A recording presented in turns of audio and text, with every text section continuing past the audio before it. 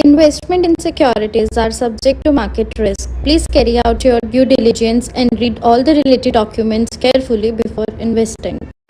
Channel को subscribe करना ना भूलें और हमारे ताज़ा वीडियो सबसे पहले देखने के लिए बेल आइकन को दबाएं। नमस्कार दोस्तों, नए साल की शुभकामना को दोहराते हुए हम अपने नए एपिसोड के साथ आपकी सेवा में फिर से हाजिर हैं।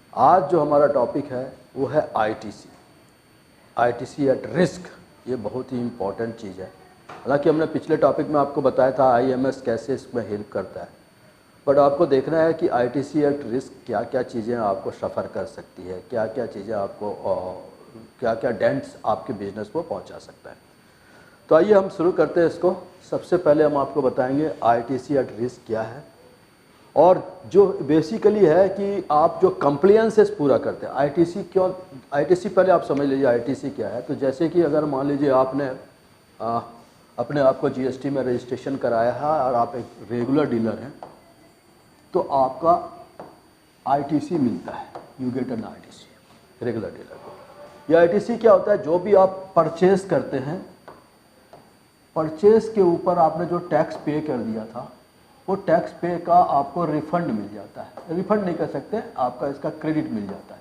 You get a credit. तो मान लीजिए आपने 1 लाख रुपए का कोई सामान खरीदा और 18% टैक्स दिया, तो 18,000 रुपये आपका ये हो गया टैक्स जो आपने पे कर दिया। और जब इसी को आप अपना सेल करते हैं 1,50,000 में, तो इसका टैक्स बनता है 18,000 और 9 और 18 हो गया आपका 27,000 का मान लीजिए ये आपका टैक्स बना। तो ये 27,000 के टैक्स पे आप 18,000 जो है उसका क्रेडिट ले लेते हैं, और यही कहलाता है आपका आईटीसी, इनपुट टैक्स क्रेडिट। ये सिंपल कैलकुलेशंस करके आपको मैंने समझाया। तो you get a ITC over there. और ये जो आईटीसी आप लेते हैं, ये आपको अगर आपका बिजनेस के साइज़ अगर मल्टीफोल्ड है, अगर आपके बिजनेस ज़्यादा है, तो आपको आईटीसी ज़्यादा अमाउंट। अब सबसे पहला चैलेंज क्या होता है कि अगर आप आईटीसी कम लेते हैं या नहीं ले पाते हैं, या किसी को अगले अगले रिटर्न पीरियड के लिए एक्सटेंड कर देते हैं, तो आपका चूँकि ये बहुत बड़ा अमाउंट होता है, तो ये बहुत बड़ा अमाउंट आपका ब्लॉक हो जाता है, जिस वजह से आपका फंड फ्लो जो है या कैश क्रंच के पोजीशंस आते रहते हैं। इसको ओवरकम करने के लिए गवर्नमेंट ने आपको प्रोविजन दिया है आईएमएस का, जो कि हम आपको पहले इसका इंट्रोडक्शन दे चुके हैं। अब यहाँ पे आईटीसी सरकार ने क्यों इंट्रोड्यूस किया? क्योंकि आप अपने कंप्लायंसेस को, जो आपके कंप्लायंसेस हैं, उसको आप अच्छी तरह से पूरा करें कंप्लायंसेस को। और जो है आपकी और दूसरी चीज़ है कि आपकी टैक्स की लायबिलिटी भी रिड्यूस हो जाती है इसके वजह से। तो कंप्लायंसेस को रेगुलरली अगर आप पूरा करते हैं, तो क्या होता है कि जब आप ईयर एंड में आपको अल्टीमेटली जब जीएसटी या 9 या 9C।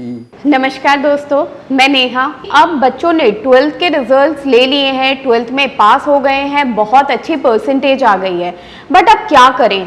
NIFM के बारे में जैसा आप लोग जानते ही हैं कि NIFM जो है वो बेस्ट इंस्टीट्यूट है जो फाइनेंशियल मार्केट, फाइनेंशियल अकाउंटिंग के कोर्सेज प्रोवाइड करता है, और हम लोग जो स्पेशलाइज्ड हैं वो अपनी प्रैक्टिकल नॉलेज के लिए है। आज मैं जिस कोर्स के बारे में बात करना चाह रही हूँ वो कोर्स है advance diploma in financial accounting, auditing and business taxation. जी हाँ, 12th क्लास में कॉमर्स बैकग्राउंड के स्टूडेंट्स अब क्या करें? अकाउंटिंग सेक्शन में अपना करियर बनाने के लिए आपके पास बहुत सारी अपॉर्चुनिटीज हैं। आज हर एक कंपनी 2 से 3 अकाउंटेंट को रिक्रूट करती है, और अगर हम बात करें बड़ी बड़ी कंपनीज की, तो पूरे अकाउंट्स की एक टीम होती है जिसके अंदर 50 से 100 लोग काम करते हैं। हर सेक्शन के लिए, हर डिवीजन के लिए अलग अलग इंसान की जरूरत होती है। तो वो इंसान आप क्यों नहीं है? आप वो इंसान तभी बन सकते हैं जब आपके पास किसी डिग्री के साथ साथ कोई प्रोफेशनल क्वालिफिकेशन होती है।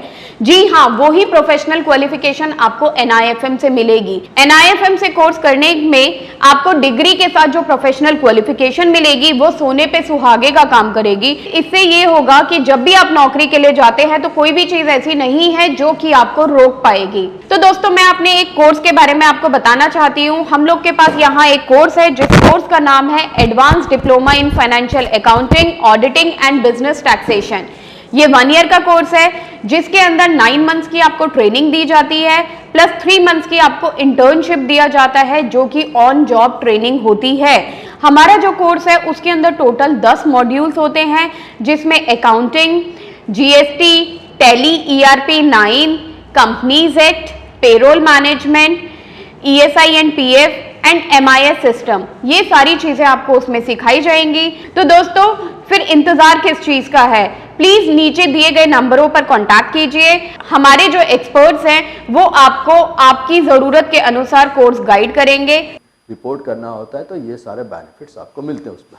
आइए अब हम आपको बताएंगे क्या बेसिकली क्या चीज़ें हैं इसके साथ आईटीसी एट रिस्क पे, तो विल डिस्कस हियर।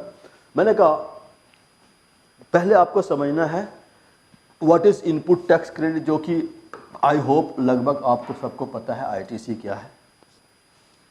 अच्छा, इम्पोर्टेंट ऑफ आईटीसी क्या है, आईटीसी का क्या इम्पोर्टेंट है नहीं जीएसटी रीजन में, क्योंकि ये आपको पैसे जो आपने टैक्स पे कर दिया वो आपको रिफंड मिल जाता है, जिस वजह से आपका कैश क्रंच के पोजीशंस ओवरटेक हो जाते हैं।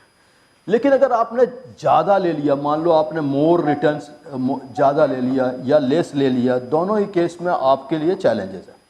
अगर आपने ज़्यादा आईटीसी ले लिया तो क्या है, आप रिस्क पे आ जाएंगे, इसको कहते हैं आईटीसी एट रिस्क। और रिस्क क्या होगा कि ये आपको हो सकता है पेनल्टीज भी कराए, फाइन भी कराए, और कई बार ऐसा भी हो सकता है कि आपका ना आईटीसी ब्लॉक कर दे, अगले कुछ टर्म्स के लिए ब्लॉक कर दे, तो वो भी चैलेंजेस आ जाएंगे आपके। तो आईटीसी को एक्यूरेट या करेक्ट लेना है, करेक्ट लेना है। हमने कहा था आईएमएस, जो आईएमएस है ये इंट्रोड्यूस किया गवर्नमेंट ने for making ease for the tax payer, तो आईटीसी सही है। लेकिन यहाँ भी कुछ कमियाँ हैं, वो डिसएडवांटेजेस है। डिसएडवांटेज नंबर 1 कि जो आप आरसीएम करते हैं उसका तो कोई डिटेल्स उस पर है नहीं, या एडवांटेज नंबर 2 आपकी एक्यूरेसी डिपेंड करता है आपके सप्लायर के रिटर्न पे। अगर उसका सप्लायर का रिटर्न एक्यूरेट है तो आपकी एक्यूरेसी है, अगर आपके सप्लायर का रिटर्न एक्यूरेट नहीं है तो आपकी एक्यूरेसी फिर वही चैलेंज आ जाता है आईटीसी ऑन रिस्क का। अब देखिए यहाँ पे चूंकि गवर्नमेंट ने आपको 3 ही चीज़ दिया है, आप उसको पोस्टपोन कर दो या उसको पेंडिंग में डाल दो या एक्सेप्ट कर लो, यही 3 चीज़ें हैं आपको, चौथा कुछ तो है नहीं। तो आपको यहाँ पे भी सारा बेनिफिट्स नहीं मिल रहा है, तो आप you should be very much careful about taking the ITC.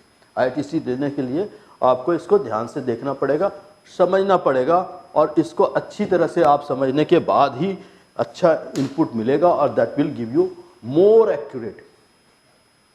तो हम जब आईटीसी एट रिस्क की बात करते हैं तो इसका मतलब है जो हमने आईटीसी लिया यानी जो इनपुट टैक्स क्रेडिट लिया वो क्रेडिट हमारा एक्यूरेट है तो ठीक है, और अगर नहीं है तो चूंकि ये रिस्क पे है ना, थिंग कम्स इनटू दिस। हम इसको क्या कहते हैं, आईटीसी को सही तरह से लेने के लिए आप या तो किसी सॉफ्टवेयर के मदद से करते हैं इसके कंप्लायंसेस, जैसे बहुत सारे पॉपुलर टॉप सॉफ्टवेयर है, टैली है और बिजी है या सैप है, इसके मदद से करते हैं, या आप किसी कंसल्टेंट के मदद से कराते हैं। NIFM के पास बहुत सारे कोर्सेज हैं, जिनमें से एक कोर्स के बारे में मैं अभी आपको इस वीडियो के माध्यम से बताना चाहती हूँ। कोर्स का नाम है advance level of smart investor. ये जो कोर्स है उन्हीं लोगों के लिए बनाया गया है जो इस मार्केट में काम करना चाहते हैं, इस मार्केट से पैसा कमाना चाहते हैं। क्या क्या चीज़ें ज़रूरी होती हैं ट्रेडिंग करने के लिए या इन्वेस्टमेंट करने के लिए, वो सारी चीज़ें हम लोग अपने इस कोर्स के माध्यम से आपको सिखाते हैं। सबसे पहले इस मार्केट में एंटर करने से पहले हमें बेसिक चीज़ों की नॉलेज होना बहुत ज़रूरी है, जैसे कि हमें पता होना चाहिए इक्विटी मार्केट क्या है, हमें पता होना चाहिए फ्यूचर एंड ऑप्शन मार्केट क्या है, कमोडिटी मार्केट क्या है, करेंसी मार्केट क्या है, इंडियन मार्केट्स क्या होती हैं, बाहर की मार्केट्स क्या होती हैं, उनमें किस तरीके से काम होता है, कैसे काम होता है, कैसे चीज़ों को खरीदना है, कैसे बेचना है। दोस्तों, इन सभी चीज़ों के लिए हमारा एक ऑल इन वन कोर्स है जिसका नाम है advance level of smart investor. Advance level of smart investor के अंदर हम लोग 70% 70% प्रैक्टिकल ट्रेनिंग देते हैं, आप खुद चीजों को प्रैक्टिकली समझ सकें।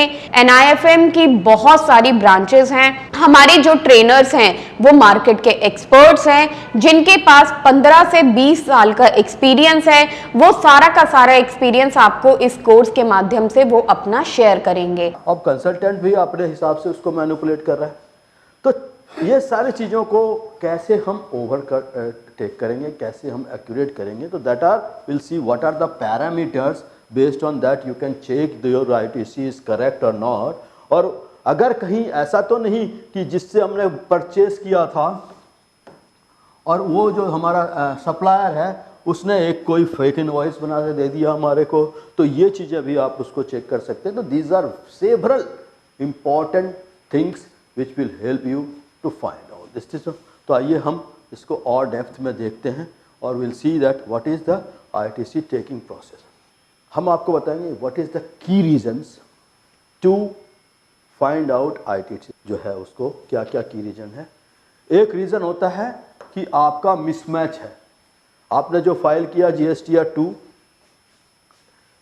2B या 2A जो आपका है, दो चीज़ है, एक है 2A और 2B। आपको पता है जो आपके पोर्टल पर आपने परचेस किया, जो आपके पोर्टल पर रिफ्लेक्ट होता है वो है GSTR 2A from 1st to 15th तक, 14th तक। 14th के बाद वो 2B हो जाता है, क्योंकि बहुत तरह के रिटर्न भरने वाले हैं। कोई GSTR 1 भर रहा है, कोई IFF भर रहा है, तो इसके बेस पे ये डेट्स वेरी करता है फ्रॉम।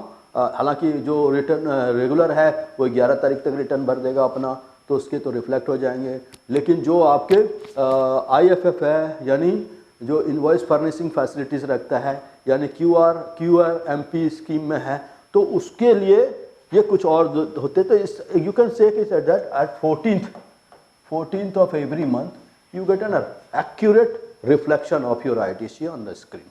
नाउ अगर आपने मान लीजिए GSTR 2A के साथ इसको रिकॉन्साइल कर लिया तो ये गलत है, और अगर आपने 2B के साथ कर लिया तो इस केस में लेस रिफंड हो रहा है।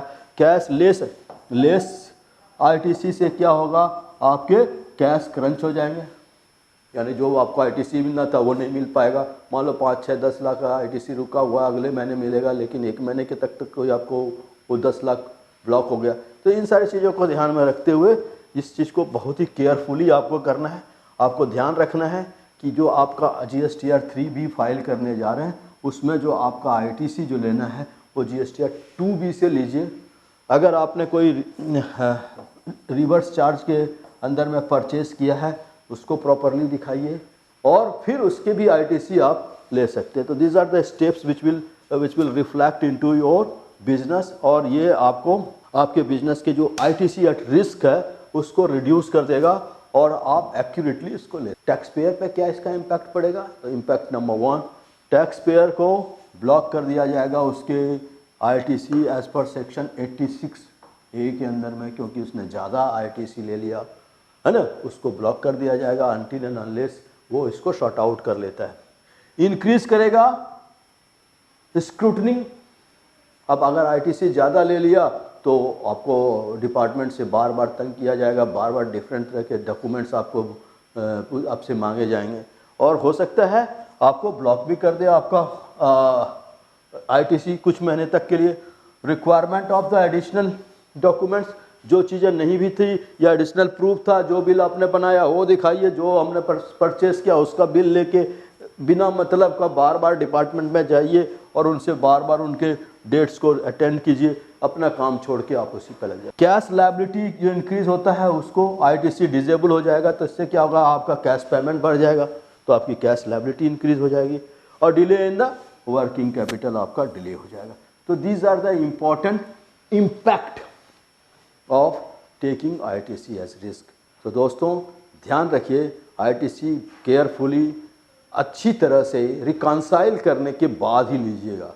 जल्दबाजी में ज़्यादा ITC ले लेना भी आपके लिए डेंजरस है, ठीक है, और कम लेंगे तो आपका कैश क्रंच है, आपका कैश रुका रहेगा, जो कि आपके लिए एक सर्टेन पीरियड तक चैलेंजेस होगा। Thank you for giving your time. इसको ध्यान से समझिए। ITC ऑन रिस्क से में कोई भी अगर आपके क्वारीज हैं आप प्लीज़ उसको अपने कमेंट बॉक्स में डालिए। थैंक्स।